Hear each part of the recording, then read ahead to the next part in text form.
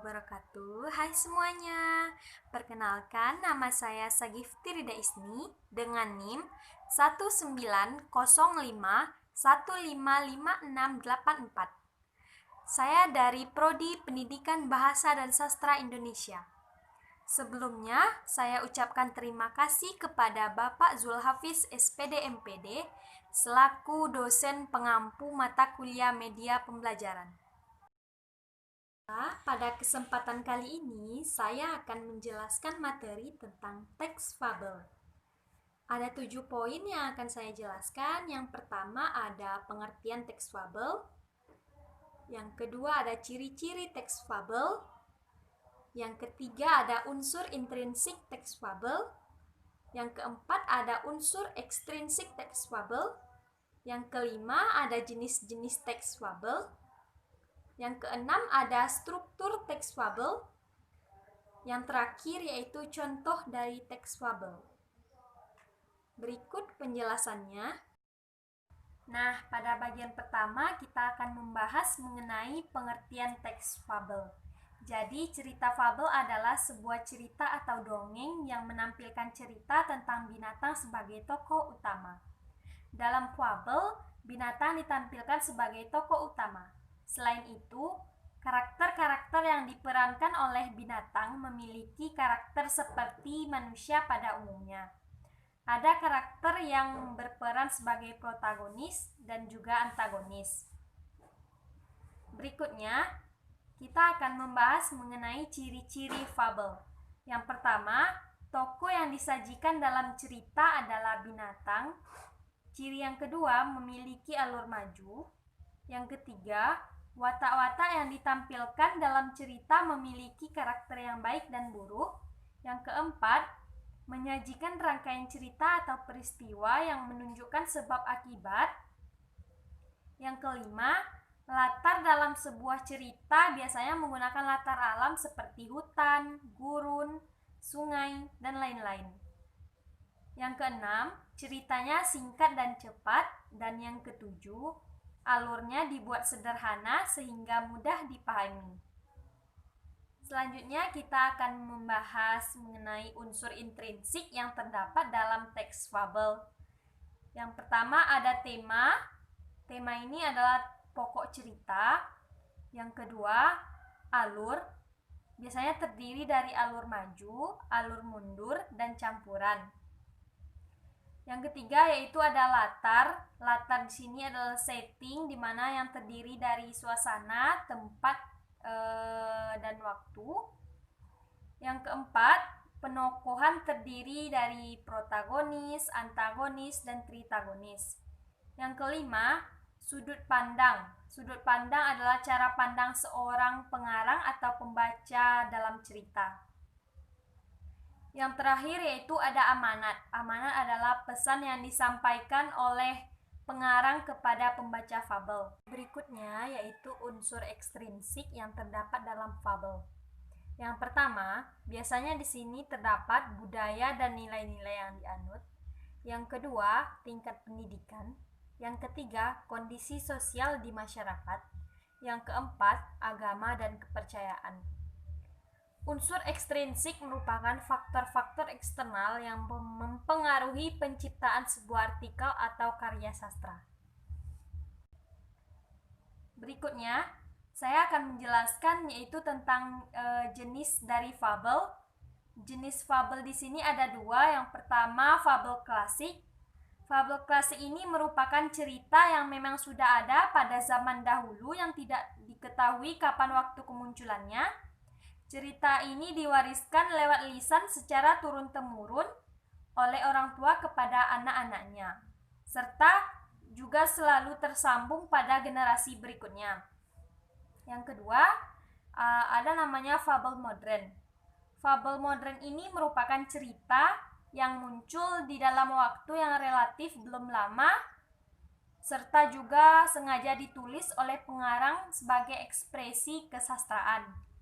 Apabila dilihat dari jumlahnya, fabel modern ini lebih banyak dari fabel klasik. Tokoh binatang pada fabel modern ini biasanya lebih beragam. Berikutnya saya akan menjelaskan struktur dari teks fabel. Ada 4 strukturnya. Yang pertama ada namanya orientasi. Orientasi merupakan bagian yang ada pada awal cerita. Pada bagian tersebut diuraikan mengenai para tokoh-tokoh yang ada, suasana, lokasi, dan waktu, dan juga pengenalan background kepada pembaca maupun pendengar. Struktur yang kedua ada namanya komplikasi. Komplikasi adalah bagian munculnya permasalahan di mana tokoh utama bertentangan dengan konflik. Bagian komplikasi ini harus terdapat dalam teks fabel. Apabila tidak terdapat komplikasi, maka masalah harus diciptakan. Struktur yang ketiga ada namanya resolusi. Resolusi adalah bagian teks yang mengandung pemecahan masalah yang sudah dialami atau dirasakan oleh tokoh dalam cerita fabel. Dan yang struktur yang keempat, yang terakhir, ada namanya koda. Koda merupakan bagian akhir yang biasanya sering diselipkan nilai-nilai moral maupun amanat yang diambil dari cerita itu sendiri. Nah, setelah membahas struktur dari teks fabel, selanjutnya kita akan menjelaskan contoh dari teks fabel. Di sini saya mengambil cerita yaitu Kupu-kupu Berhati Mulia. Bagian pertama yaitu orientasi. Orientasi di sini berupa pengenalan suatu tokoh. Di sini diceritakan yang dikisahkan pada suatu hari yang cerah ada seekor semut yang berjalan-jalan di taman. Sang semut berkeliling di taman ini sambil menyapa binatang-binatang yang berada di taman itu. Nah, itu merupakan bagian dari orientasi. Berikutnya, bagian komplikasi. Di sini diceritakan ia melihat sebuah kepompong di atas pohon yang bergantungan di ranting itu. Lalu sang semut ini mengejek kepompong tersebut karena dia tidak bisa kemana-mana dan hanya menggantung di ranting itu. Sedangkan semut ini selalu membanggakan dirinya bahwa dia yang paling hebat dan bisa pergi ke tempat yang ia suka.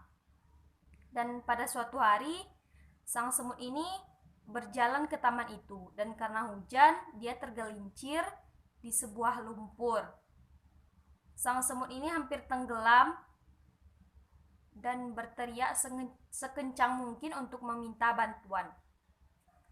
Dan bagian dari resolusinya yaitu di sini dikisahkan untunglah ada seekor kupu-kupu yang terbang melintas. Lalu kupu-kupu ini menolong semut dan menyuruh semut ini pegang eratlah ranting itu. Nanti aku akan mengangkat ranting itu dan menyelamatkannya di tempat yang aman. Kemudian si kupu-kupu ini telah menyelamatkan nyawanya. Ia memuji kupu-kupu ini sebagai binatang yang hebat dan terpuji. Dan mendengar pujian dari si semut ini, kupu-kupu ini berkata kepada semut, "Aku adalah kepompong yang pernah ia ejek."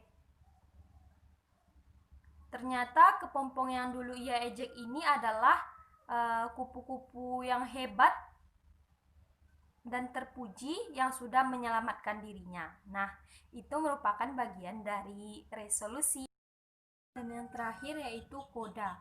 Koda merupakan akhir dari sebuah cerita. Di sini diceritakan akhirnya sang semut berjanji kepada kupu-kupu bahwa dia tidak akan menghina semua makhluk ciptaan Tuhan yang ada di taman itu. Itulah tadi materi yang dapat saya jelaskan. Sekian dan terima kasih. Wassalamualaikum warahmatullahi wabarakatuh.